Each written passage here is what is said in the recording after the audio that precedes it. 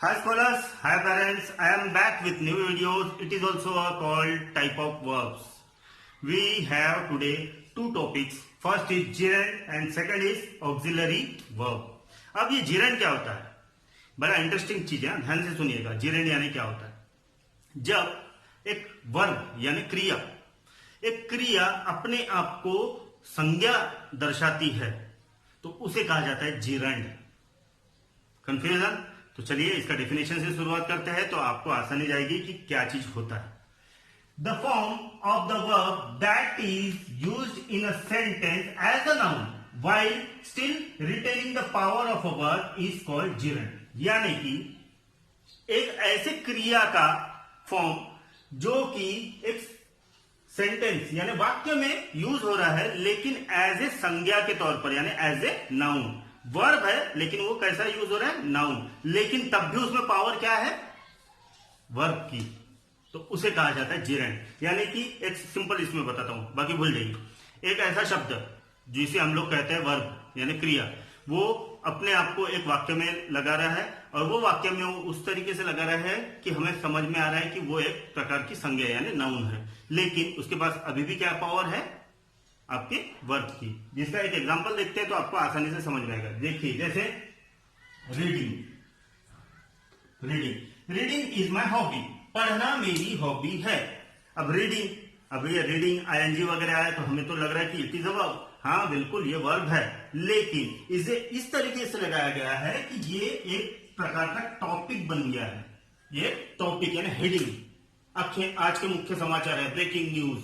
तो breaking news यानी breaking यानी वहां क्या हो रहा है? जो ब्रेकिंग न्यूज जो बोलते हैं ना, तो ब्रेकिंग इज अ वर्ब, लेकिन उसको यूज कैसे कर रहे हैं हम लोग? एज ए नाउन की तरह. तो यहां ये बन जाता है टॉपिक यानी कि हम कोई चीज को पॉइंट कर रहे हैं. रीडिंग यानी पढ़ना. पढ़ना मेरी हॉबी है, तो इसीलिए इसे कहा जाता है gerund. अब eating food is necessary for everyone. Eating खाना खाना हमारा बहुत इंपॉर्टेंट चीज होती है हर एक के लिए. तो ये ईटिंग जो है यहां वो हो गया हमारा gerund, क्योंकि एज ए वो नाउन घोषित कर रहा है अपने को, लेकिन है क्या उसमें? पावर अभी भी क्या है? वर्ब की.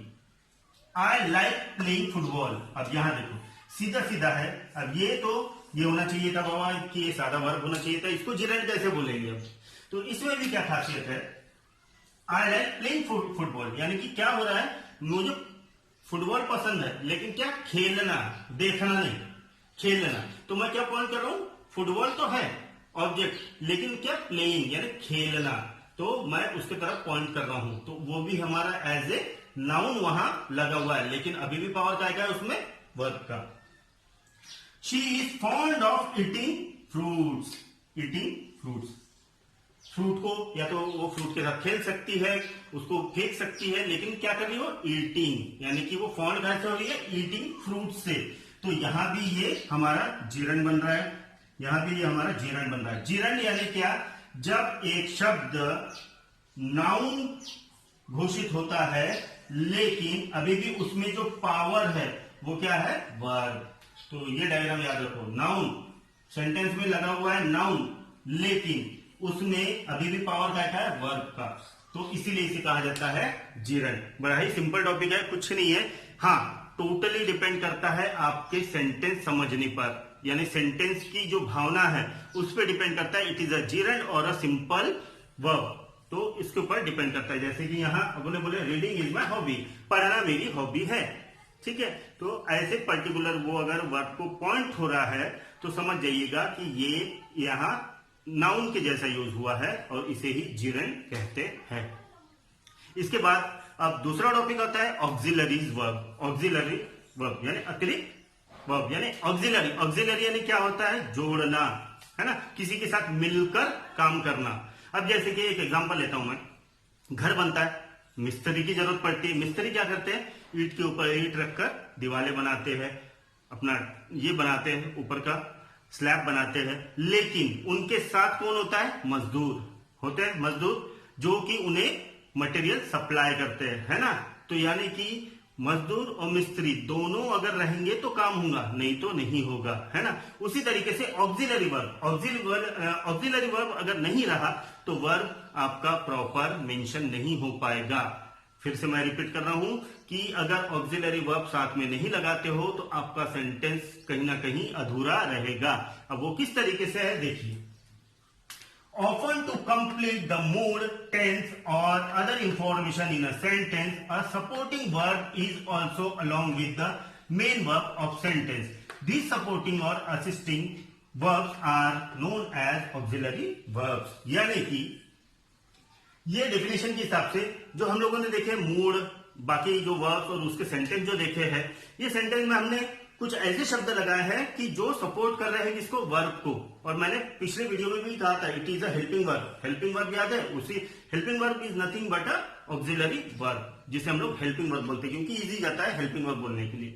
तो अगर इस तरीके के सेंटेंस है और जिसमें हम लोगों ने मेन वर्ब लगाया, मेन वर्ब यानी मुख्य वर्ब, तो उसमें उसके सपोर्ट के साथ हम लोग इज, एम और are, was, were, have, has, ये जो शब्द लगाते हैं इसे कहा जाता है हेल्पिंग वर्ब अर्थात ऑक्सिलरी वर्ब। तो एग्जांपल देखते हैं। हैड वॉक्ड यानी चला था, तो had it's a helping verb और ऑक्सिलरी वर्ब, और verb it's a pure verb, it's a pure verb. Will run, run it's a pure verb, it's a helping verb और ऑक्सिलरी वर्ब। वॉज कॉलिंग, तो was is here helping verb और auxiliary, calling is pure verb, main verb, जिसको हम लोग main verb बोलते हैं। Has been talking, has been यानी क्या हो गया हमारा हेल्पिंग वर्ब या ऑक्सिलरी वर्ब, और टॉकिंग यानी मेन वर्ब। तो इस तरीके से हम ऑक्सिलरी यूज कर सकते हैं, यानी कि सेंटेंस को बनाने के लिए हमें हेल्पिंग वर्ब की बहुत जरूरत होती है, क्योंकि उसी से ही समझ में आता है मेनली कि ये कौन से काल का सेंटेंस है। कि हम लोग वर्तमान काल की बात कर रहे हैं, ये जो हमने सेंटेंस बनाया ये वर्तमान काल का है, भूतकाल का है या भविष्य काल का है। तो इसी के लिए हेल्पिंग वर्ब की बहुत जरूरत होती है। तो helping verb is a backbone of main verb, यानी कि मिस्त्री के लिए मजदूर जितना जरूरी है उतना ही मेन वर्ब के लिए ऑक्सिलरी वर्ब बहुत जरूरी होता है। तो ऑक्सिलरी वर्ब कौन कौन से आते हैं देखिए। Some verbs that are generally used as the auxiliary verb are given below. Am, is, are, was, were, been, being, have, has, had, shall, should, will, would, do, does, done, did. ये होते हैं helping verb, ये होते हैं helping verb, और यही use करके हम लोग सादे और सिंपल सेंटेंस बना सकते हैं। तो आज के ये दो टॉपिक बहुत ही सिंपल थे, बहुत ही बच्चों वाले टॉपिक थे, क्योंकि ये आप लोगों ने काफी पहले भी सीख चुके होंगे, लेकिन कहीं ना कहीं इसे रिवीजन की जरूरत थी, इसलिए मैंने ये टॉपिक लिया। क्योंकि हम लोगों का वर्क चालू था और मैंने कई दिनों से वीडियो नहीं बना के भेजा था आप लोगों को। उसके पीछे भी ये कारण था कि वीडियो बनाते बनाते मेरा फोन ही टूट गया था, तो फोन बन के आने में समय लगा, इसलिए मुझे क्षमा चाहिए आप लोगों से कि मैं वीडियो बनाने में थोड़ा सा असमर्थ रहा कुछ दिन। तो अब आपको मेरे वीडियो रेगुलरली मिलते रहेंगे और आप लोग फिर से अपनी पढ़ाई कंटिन्यू और जारी रखिए, ठीक है। तब तक के लिए stay safe, stay at home, protect your family from covid, boycott Chinese product totally, और हाँ, वेयर मास्क एवरीवेयर। हमेशा अगर अकेले हो तो ठीक है, लेकिन अगर अकेले नहीं हो तो मास्क पहनना आपको उतना ही जरूरी है जितना कि खाना खाना। तो ये याद रखिएगा। जय हिंद।